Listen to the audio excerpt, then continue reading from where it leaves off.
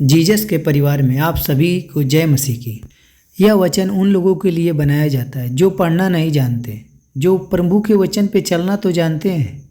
वो चाहते हैं कि हम चलें, मगर उन्हें सबसे पहले जानना जरूरी होगा कि हम कैसे चलें। उसके लिए हमें वचन का ज्ञान होना चाहिए। तो उनके लिए है कि यह जब मर्जी वो सुने, क्योंकि इसमें पाठ्यक्रम के द्वारा बनाया गया है। एक कहानी के तौर पे अच्छी तरीके से समझाया गया है।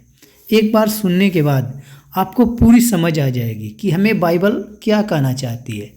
अगर आप चाहे जितना बड़े विश्वासी हो, अगर आप पढ़े लिखे भी हैं, आप रोज़ बाइबल पढ़ते हैं, मगर कैसे पढ़ना है, क्या समझना है, अगर आप इसमें सुनते हैं तो आपकी समझ और ज़्यादा खुलेगी। आप इस चैनल को सब्सक्राइब कीजिए और लाइक कीजिए और हमें सपोर्ट कीजिए कि हम और परमेश्वर के वचन को आपके पास लेकर आएँ और परमेश्वर जो आपसे बात करना चाहता है उसे अच्छी तरीके से हम आपको समझा पाएँ। आज का वचन, काना में शादी के बाद प्रभु यीशु मसीह कफरनहूम से अपनी माँ के साथ वापस आ गया। उसके भाई और उसके चेले उसके साथ चले गए और वे कुछ दिनों के लिए एक साथ वहीं रहे। फसह का समय आ गया। पवित्र भोज पर आराधना करने के लिए प्रभु यीशु मसीह यरूशलेम की यात्रा की। जब वह मंदिर पर पहुंचा तब वह बहुत क्रोधित हुआ। मंदिर के बाहरी कमरे भेड़ बकरियों और कबूतर बेचने वालों से भरा हुआ था। यह भेड़ बकरियां इसलिए रखा जाता था, जब इजरायली लोग आते थे तो वहीं से खरीद के, जो पुराने नियम में बताया गया है, बलि चढ़ाते थे यहोवा के लिए। यह एक साधारण बाजार के दृश्य की तरह दिख रहा था। इतना ज़्यादा भेड़ बकरियों को उन्होंने कबूतर, पक्षियों, सभी चीज़ों को वहाँ पर पाल के रखा था, पिंजड़ा बनाया था। सब जीव इजरायलियों के लिए थे ताकि वह उन्हें खरीद के मंदिर में परमेश्वर के आगे चढ़ा सकें। यह पवित्र भेंट चढ़ाने के लिए ही थे, पर लोगों ने उसे घिनौना व्यापार के लिए यह योजना बनाई। इसलिए उसने एक कोड़ा बनाया और उन सभी मुद्राएं बदलने वाले को उससे मारा जो लोगों का फायदा उठा रहे थे। मुद्रा बदलने वाले के सिक्के उड़ेल दिए और उनकी चौकियां पलट दी। जब वो मंदिर में से उनके जानवरों को बाहर निकाल रहा था, उसने यह आज्ञा दी, इन्हें यहाँ से बाहर ले जाओ, मेरे परम पिता के घर को बाजार मत बनाओ।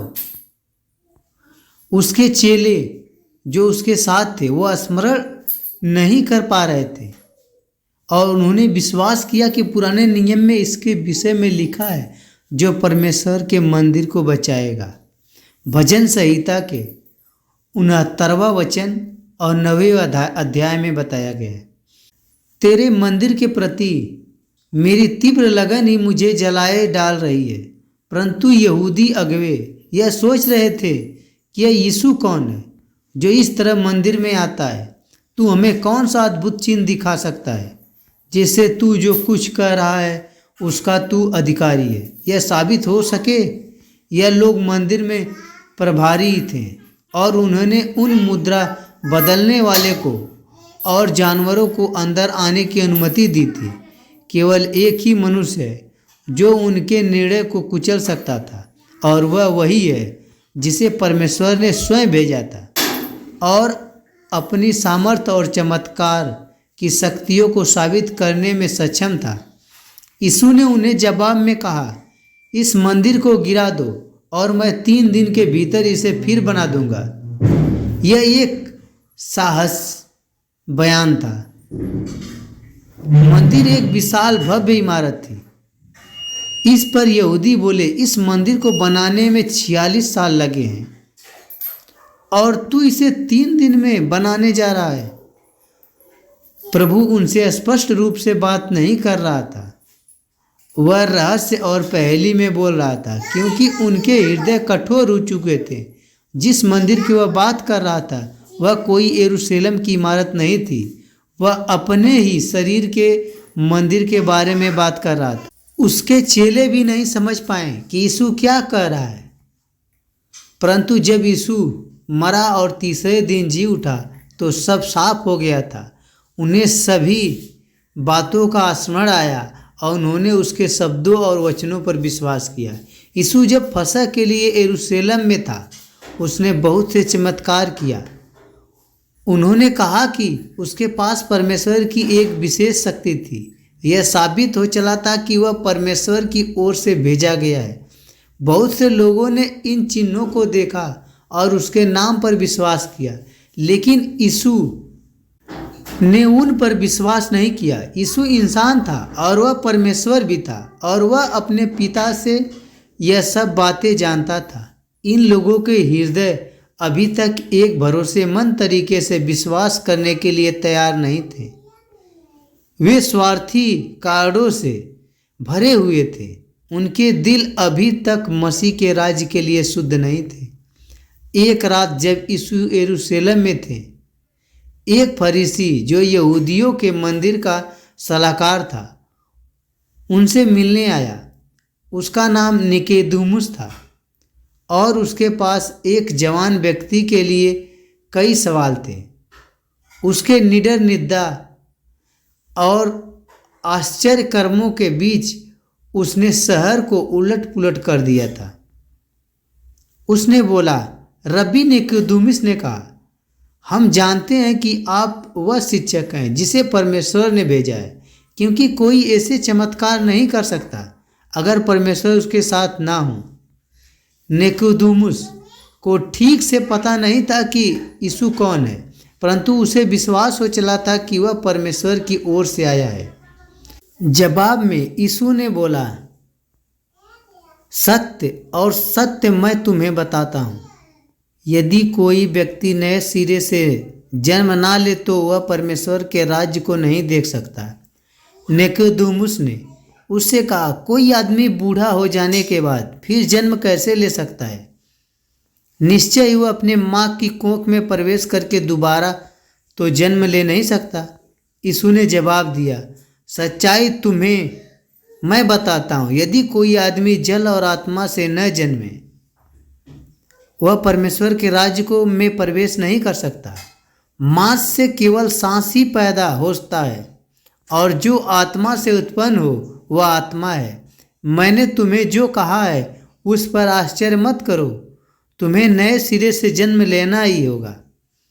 हवा जिधर चाहती है उधर बहती है, तुम उसकी आवाज़ सुन सकते हो, किंतु तुम यह नहीं जान सकते कि वह कहाँ से आ रही है और कहाँ को जा रही है।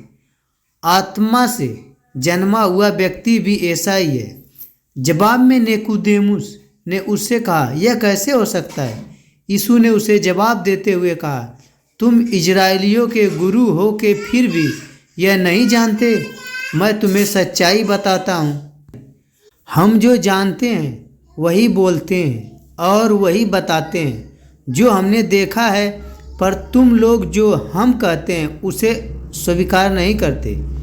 मैंने तुम्हें धरती की बातें बताई और तुमने उन पर विश्वास नहीं किया।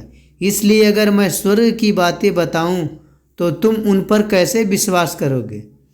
स्वर्ग में ऊपर कोई नहीं गया सिवाय उसके जो स्वर्ग से उतर कर आया है, यानी मानव पुत्र।